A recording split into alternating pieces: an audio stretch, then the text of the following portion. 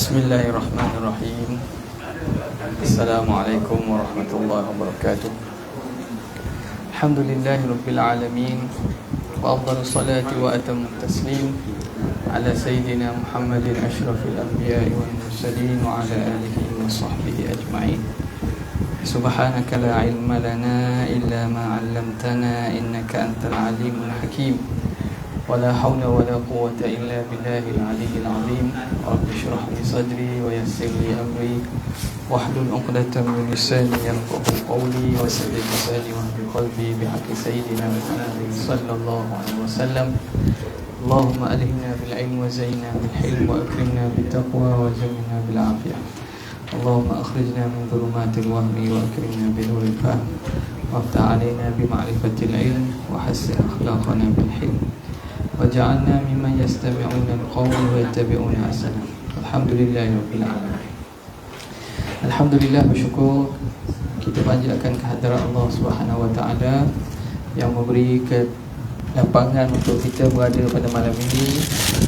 Kita dapat sama-sama meneruskan lagi pengajian daripada kitab Fatih Faridatul Faraid karangan Haji Ni Abdullah Al-Jambui, yang mana kita berada pada pembicaraan pembicaraan ni tak? Ke mana? Situ. Berkait dengan muqaddimah ilmu. Jadi pengarang sebut pada awal ini, sebelum masuk kepada kitab ataupun maksud kitabnya, diterangkan dulu berkait dengan ilmu tauhid itu apa. Bismillahirrahmanirrahim.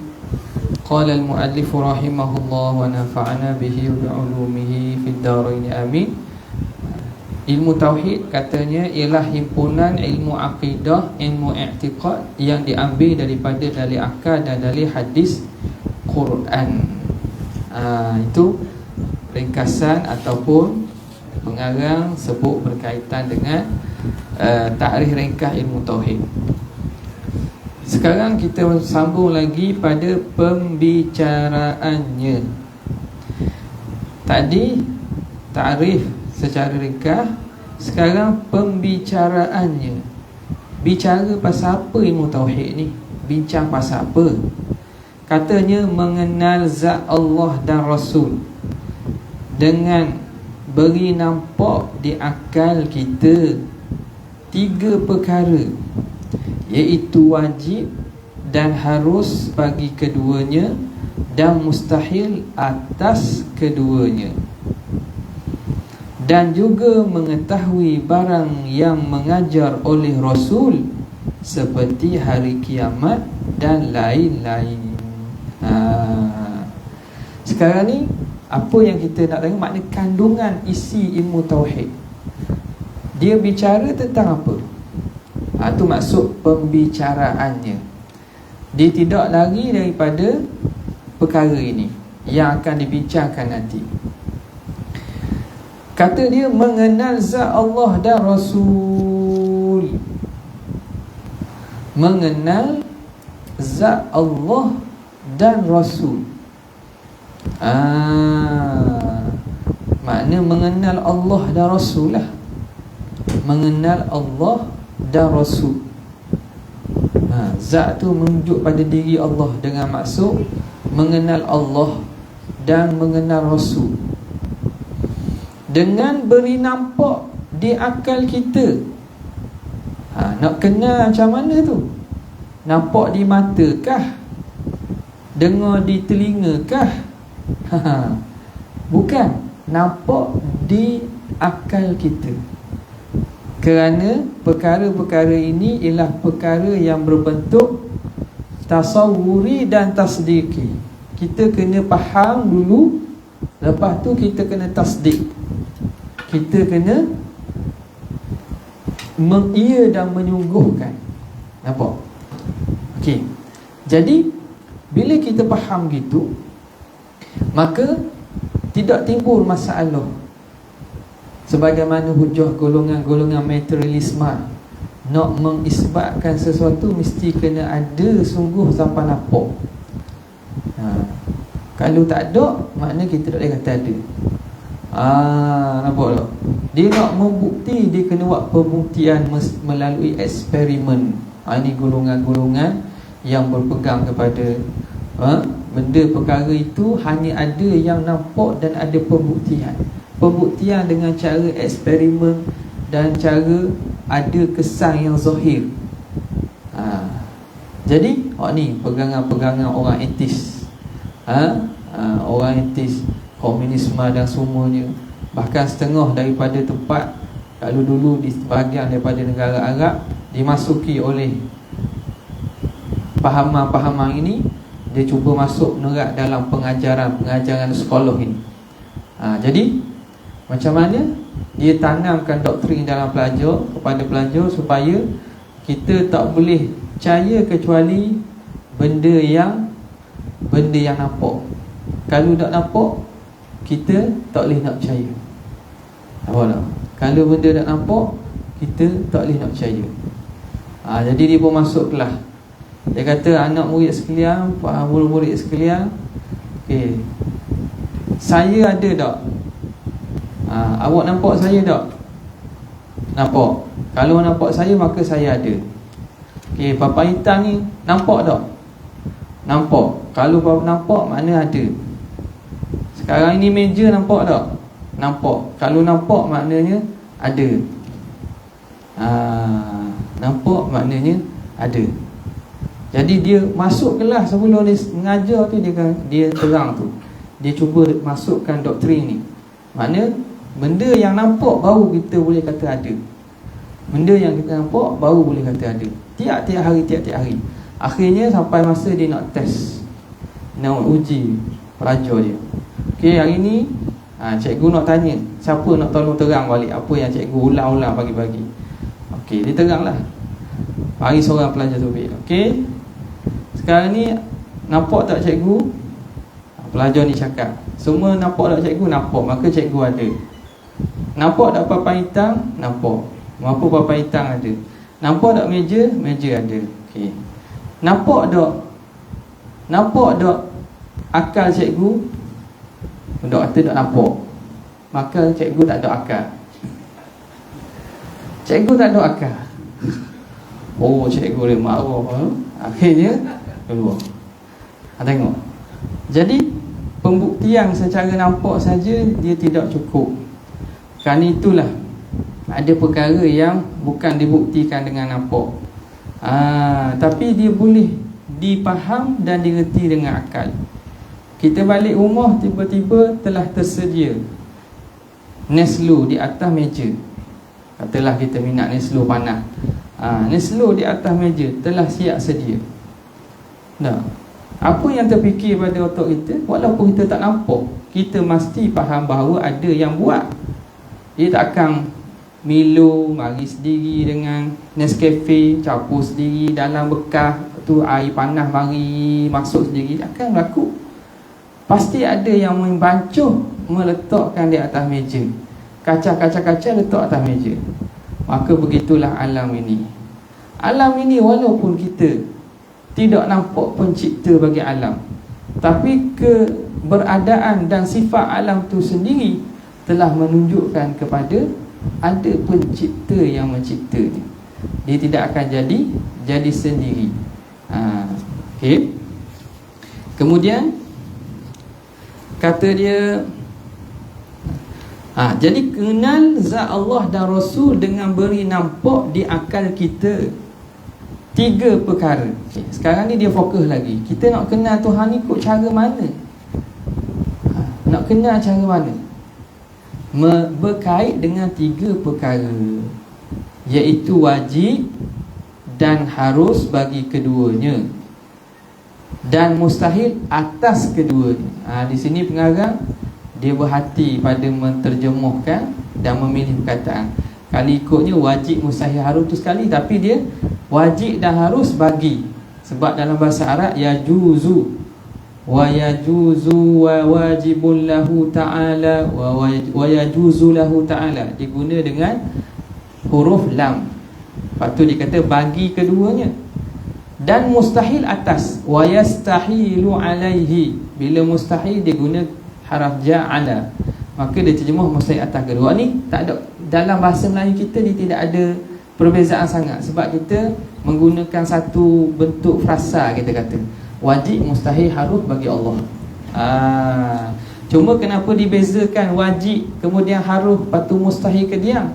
Kerana nak mengikut kepada terjemahan ataupun bahasa asal penggunaan kalimah bahasa Arab. Yang mana kalau harus, wajib dan juga harus, dia akan guna yajuzu lahu wa wajibun lahu wa jaizun lahu dengan lam. Adapun wa mustahilun ala Allah, dia akan guna kalimah ala. Sebab tu dia kata mustahil atas Allah. Jadi perkara apa yang wajib kita tahu, kena kenal pasal Allah, berkait dengan 3 perkara. Apa yang wajib atas Allah, apa yang mustahil atas Allah, apa yang harus atas Allah Subhanahu wa ta'ala. Ni wajib, mustahil, harus. Yang ketiga-tiga ni dipanggil sebagai hukum akal. Hukum akal. Okey. Jadi apa yang kita nak kenal tentang Tuhan ni, bukan kita nak kenal hakikat zat Tuhan, bukan kita nak kenal tentang hakikat sifat sebenar macam mana, dok. Hak tu di luar kemampuan akal. Kita hanya nak mengenal aspek apakah sifat yang wajib, mustahil dan harus bagi Allah Subhanahu Wa Taala, sebagaimana yang Allah Taala beritahu dan Nabi SAW beritahu. Ada pun memahami sungguh-sungguh hakikat Allah tu, manusia, makhluk tak mampu tahu. Makhluk tak mampu tahu. Jadi kita tahu dalam lingkungan sifat-sifat yang Tuhan beritahu. Dan sifat yang Tuhan beritahu ni tak lari daripada wajib, mustahil dan juga harus. Jadi wajib, mustahil, harus pada Allah tu satu. Yang kedua, wajib, mustahil, harus bagi Rasul. Nabi juga sama. Apakah sifat yang wajib bagi Rasul, sifat yang mustahil bagi Rasul, dan sifat yang harus bagi Rasul. Dan juga mengetahui barang yang mengajar oleh Rasul seperti hari kiamat dan lain-lain. Yang ni merujuk kepada perkara dipanggil bagi sam'iyat atau perkara-perkara ghaib. Sam'iyat, ghaibiyat, iaitu perkara-perkara yang Nabi beritahu dan ceritakan kepada kita. Jadi benda-benda ghaib inilah, berkait dengan azab kubur, berkait dengan malaikat, berkait dengan jin, syurga, akhirat, neraka, azab, mizan, sirat. Benda-benda yang tak nampak, yang hanya kita dapat dengan perantaraan Nabi khabar, dengan samak. Samak tu makna sam'i, hanya dengan kita dengar wahyu yang disampaikan kepada Nabi, Nabi beritahu, itu saja kita berdasarkan tu. Kita nak fikir-fikir tak boleh. Nak fikir-fikir tak boleh. Kita nak katakan ada wujudnya makhluk lain, hak lain daripada tu. Hak tu kita panggil khayal. Orang tak panggil ilmu, panggil khayal. Kita mereka-reka benda hak tak ada. Nak mengisbatkan benda hak tak ada ini ialah dengan semata-mata kita terima daripada mulut Nabi SAW. Lah. Jadi 3 perkara yang ulama simpulkan ilmu akidah ni terbahagi pada 3. Al-uluhiyah, ketuhanan, cerita pasal sifat Tuhan, satu. Yang kedua, an-nubuwah, cerita pasal kenabian, kedua. Dan yang ketiga ialah sam'iyah, cerita tentang perkara-perkara ghaib. Jadi 3 ni. Jadi akidah dia tidak lari daripada perbahasan 3 perkara ini. Ini perbahasan asal. 3 perkara ni. Kalaulah ada kitab-kitab yang tambah perkara lain, itu sekiranya sebagai penyempurnaan dan sebahagiannya menjadi perbezaan antara akidah ahli sunnah dengan akidah mazhab-mazhab yang lain daripada ahli sunnah. Ada juga kalau kitab yang lebih besar, dia cerita pasal imamah, pasal apa ni, menegakkan, memilih pemimpin, cerita pasal sahabat, cerita pasal apa nama ni, keafdalan sahabat. Itu semua tu kerana apa? Kerana nak membezakan akidah ahli sunnah dengan akidah mazhab-mazhab lain dalam firaq Islamiyah ni. Baik. Okey, habis pembicaraan. Faedahnya. Jadi faedah kita tahu juga. Belajar tak tahu faedah. Orang panggil belajar tak tahu faedah ni boleh faedah. Boleh faedah boleh faedah, tak ada benda-benda. Kita kurang nak tahu faedah kita belajar ni. Nak tahu faedah kita belajar ni. Kalau belajar tak ada faedah, tak ada. Baik, maknanya kita telah membuang masa kita lah. Buang masa apa panggil. Jadi kurang-kurangnya kita tahu faedahnya besar. Tapi ilmu ni tak ada lah, tak ada faedah langsung. Biasanya ada juga, cuma faedah yang paling mana paling perlu diutamakan. Sebab itu ulama letakkan antara mabadi asyarah tu, perkara asas pendahuluan ilmu tu, antaranya dibincangkan faedah. Apakah faedah ilmu yang kita belajar ni? Dia katanya apa faedah dia? Dia tulis benda tu selama-lama dapat kemenangan dan beruntung bagi orang yang tahu, pandai dengannya. Gitu. Betul. Selama-lama dapat kemenangan dan beruntung bagi orang yang tahu, pandai dengannya. Apa faedah belajar ilmu akidah ni? Selama-lama dapat kemenangan. Dia dalam terjemah kata apa nama ni, bil fawz bis sa'adati al fawzu bis sa'adatil abadiyyati, mendapat kemenangan dengan kebahagiaan yang berkekalan. Kebahagiaan yang berkekalan. Itu antara disebutkan faedah ni. Sama je, cuma takbir ibarat atau perkataan yang berbeza je. Faedah akidah ni apa dia? Mendapat kebahagiaan yang kekal. Itu sama, selama-lama dapat kemenangan. Kemenangan fauz, dan beruntung, saadah, kebahagiaan bagi orang yang tahu dan pandai. Orang yang tahu ilmu akidah, dan dia bukan tahu saja, bukan tahu dan beriktikad. Tahu dan beriktikad, dia akan mendapat kebahagiaan yang kekal. Apakah kebahagiaan yang kekal itu? Selama-lama dapat kemenangan dan beruntung, ialah syurga. Mendapat syurga lepas daripada azab neraka. Itu hak paling, kita kata paling faedah yang paling besar. Faedah yang paling besar. Kerana apa? Kerana besarnya akidah yang benar ini. Seseorang yang mempunyai akidah itu, walaupun sebanyak mana maksiat atau dosa yang dibuat, dia tidak akan kekal dalam neraka. Dia tidak akan kekal. Dia akan pasti masuk syurga. Jadi syurga ni, di neraka ni, sama ada akan syurga selama-lamanya ataupun neraka selama-lamanya pada akhirnya. Maka orang yang mukmin tetapi diazab dalam neraka, pasti dia tidak akan kekal. Kerana sebab keimanan tu, dia akan keluar juga, dan dia akan duduk dalam syurga selama-lamanya. Dah neraka tu, dah bukan nak masuk neraka dulu. Dah, bukan sehari dua ni. Kalau di dunia nak masuk penjara pun tak mudah. Dah. Masuk penjara pun tak mudah. Tak mudah. Tu penjara beberapa hari saja. Tapi di akhirat, masuk dalam neraka, walaupun sekejap, sepatutnya kita minta jauh, walaupun sekejap pun tak boleh. Kerana apa? Wa inna yawman 'inda rabbika ka'alfi sanatin mimma ta'udun.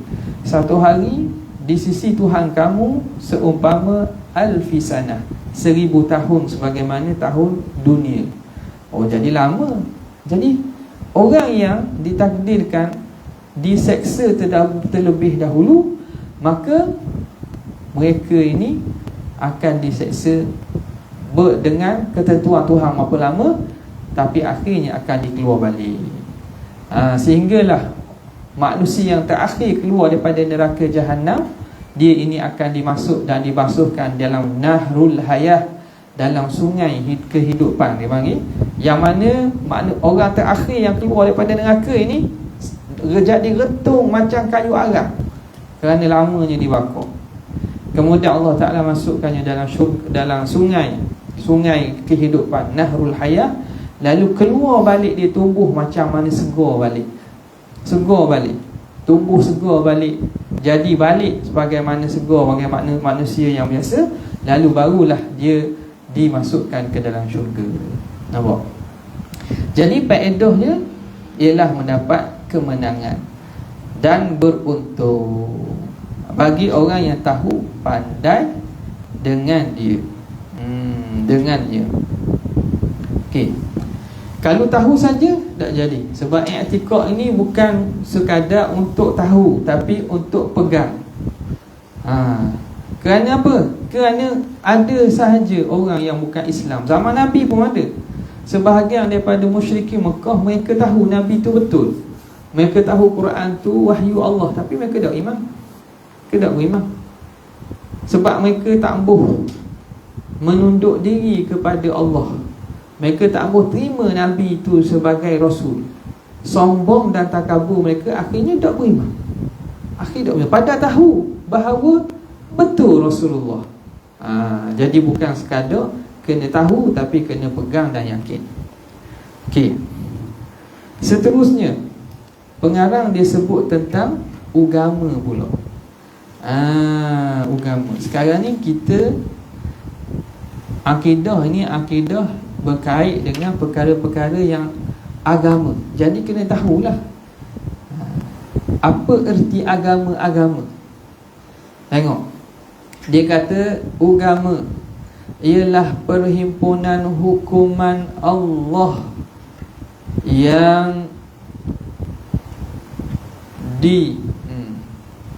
yang betul, yang diturun tak? Sini dia ada beki atau ada beki. Yang diturun ke atas lidah Rasul bagi hambanya yang mukallaf, yang membawa hukum itu kepada kebaikan dan kebajikan hambanya di dunia dan di akhirat.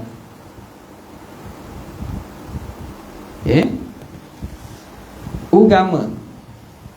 Apa itu agama? Dia takrif dalam bahasa Arab, wad'un ilahiyun saqahullahu lidhawil uquli lima fihi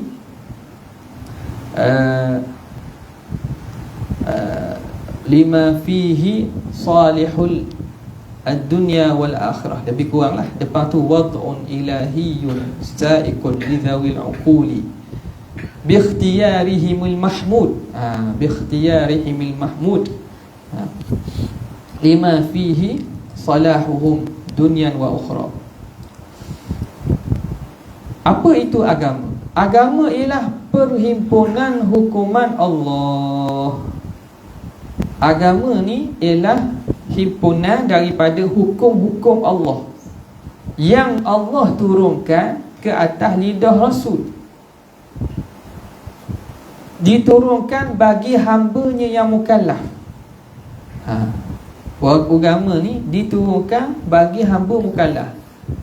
Sebab itu binatang dia tak ada agama. Binatang tak ada agama. Kambing ni agama dia, Nasrani ke Majusi. Ada agama. Kad menalang pun tak tulis agama. Kad menalang surat beranak kambing ada. Kalau manusia ni ada. Manusia ada agama lalu. Bahkan dalam surat beranak ada, dalam kad menalang ada kan. Waktu hak sistem dunia tak apa lah. Tapi tengok, agama ni hukuman atau himpunan hukum yang Tuhan turun melalui Nabi bagi siapa? Bagi hambanya yang mukallaf. Yang membawa hukum itu Allah Ta'ala turunkan untuk apa? Allah Ta'ala turunkan hukum-hukum ni yang membawa hukum itu kepada kebaikan dan kebajikan. Tujuannya untuk memberi kebaikan hamba-Nya di dunia dan di akhirat.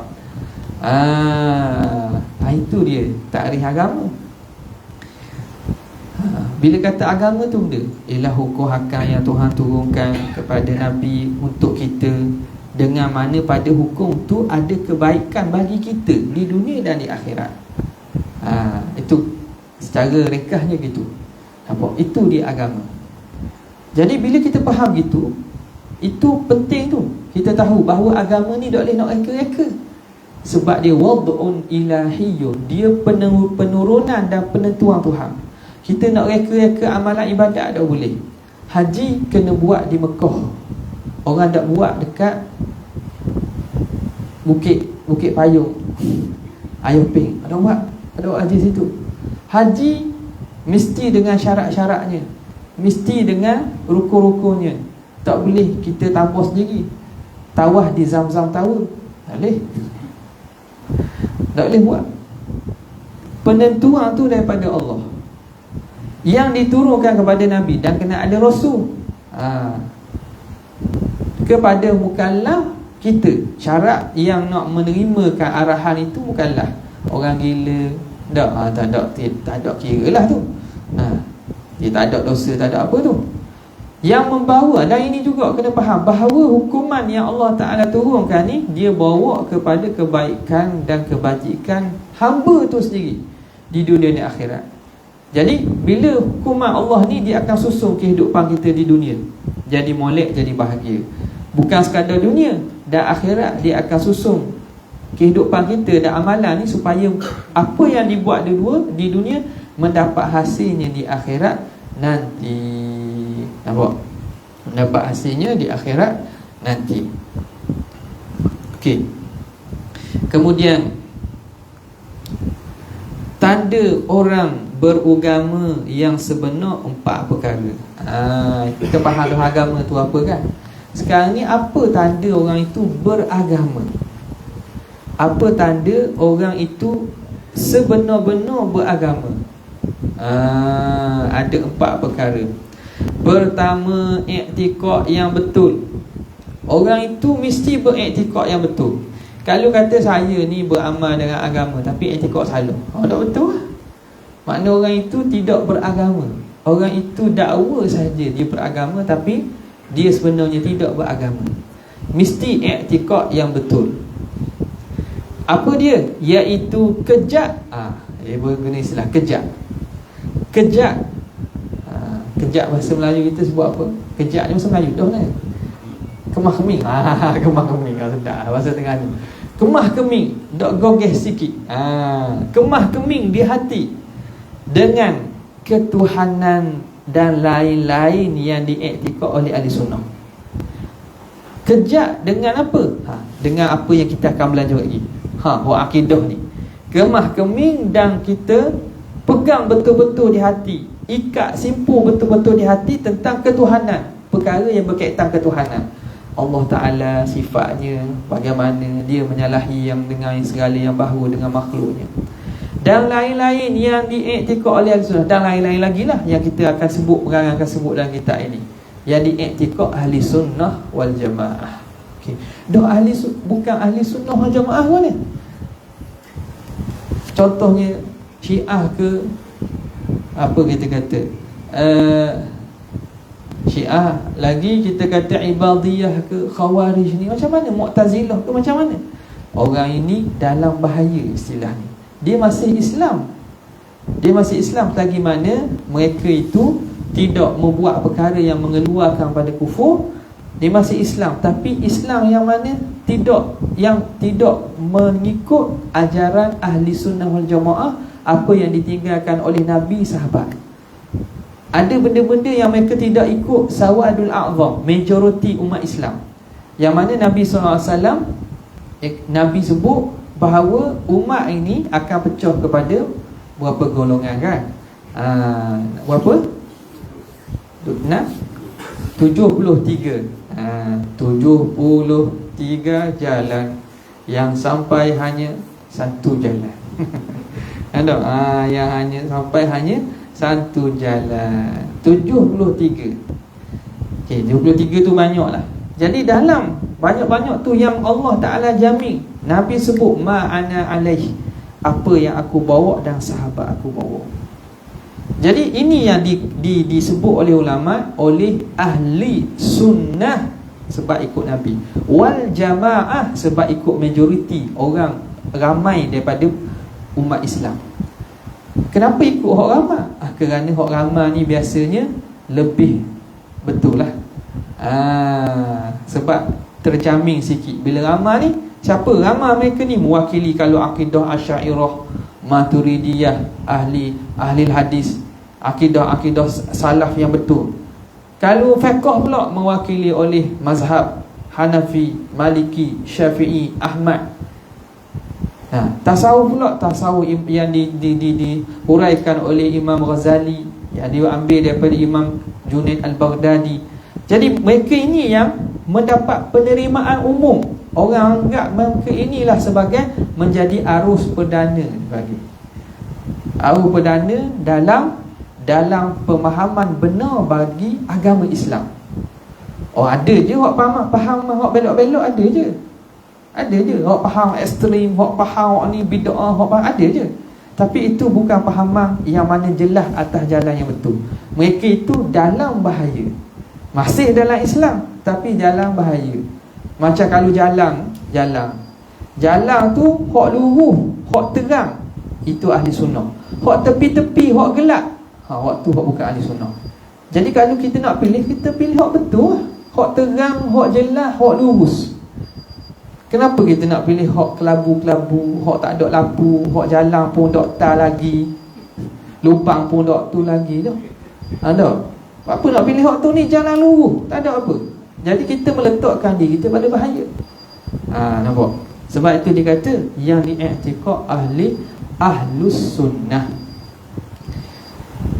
Yang kedua, menunaikan ibadat kerana Allah, tidak kerana masuk dah ke?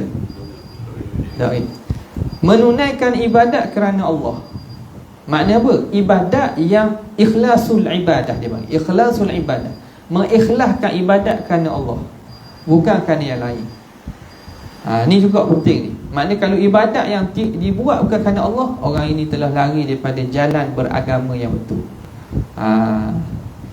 Yang ketiga, mengerja segala yang disuruh.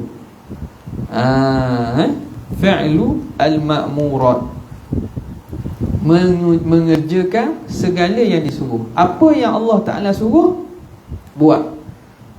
Itu tanda orang itu beragama. Kalau Tuhan suruh tak buat, orang panggil tak beragama. Tak beragama, bukan kafir, orang panggil tidak beragama dengan sebenar. Orang yang tidak mengambil penting, tak cakna tentang agama dia, tak cakna tentang agama dia. Macam pelajar sekolah lah, kadang nak pergi sekolah, kadang nak pergi sekolah. Orang panggil benda pelajar juga, tapi pelajar yang tidak cakna dengan pembelajaran. Jadi beragama dengan agama yang sebenar ialah mengerja segala yang disuruh. Dan yang keempat, meninggal segala yang dilarang. Fi'lul ma'murat wa tarkul manhiyat, meninggalkan perkara yang dilarang. Apa yang Allah Ta'ala, apa yang agama larang, kita tinggalkan. Sama juga, tidak lari ni. Ma'murat perkara yang disuruh, manhiyat perkara dilarang. Tak lari. Kita ni duduk dalam suruhan dan larangan Tuhan, di mana apa yang Tuhan suruh kita buat, apa yang Tuhan larang kita tinggal. Okey. Jadi itu dia kata ini tanda orang itu beragama dengan sebenar. Ada 4 perkara tadi. Kemudian katanya agama terhimpun dalam 3 perkara. 3 perkara pula ni. Apa dia 3 perkara ni? Sebagaimana yang masyhur, yang dalam hadis Jibril datang kepada Nabi dalam bentuk rupa seorang lelaki. Mari jumpa Nabi, setuh lutut dia pada lutut Nabi, letak tangan dia atas lutut Nabi, lalu dia tanya kepada Nabi, Mal Islam, apa dia Islam. Wa mal iman, apa dia iman. Wa mal ihsan, 3 perkara ni lah. Inilah. Jadi agama tu himpunan kepada 3 perkara ni. Nampak? Himpunan kepada 3 perkara ni. Ni dipanggil hukum-hukum Allah Ta'ala turun tu, kita pecah pula. Dia tu dibahagi pula kepada 3. Sama ada Islam, ataupun iman, ataupun ihsan. Jadi secara ringkas, sebelum kita masuk secara detail ni, Islam itu ialah amalan yang berbentuk zahir. Dia panggil tergolong dalam istilah Islam. Syahadah, semayang, puasa, zakat, haji, itu zahir. Iman ini ialah berkait dengan i'tiqad, hak dalam, i'tiqad pegangan seseorang. Itu keimanan.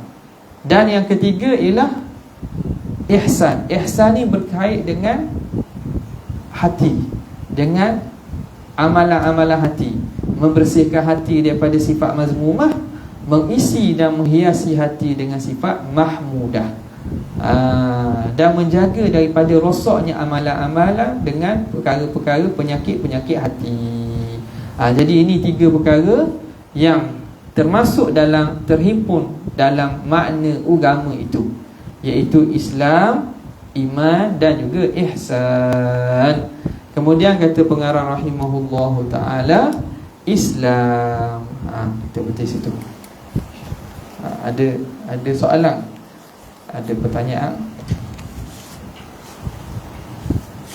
Tak ada orang. Jadi kalau tidak ada, sekadar itu saja untuk kali ini. Wabillahi taufiq wal hidayah. Wassalamualaikum warahmatullahi wabarakatuh.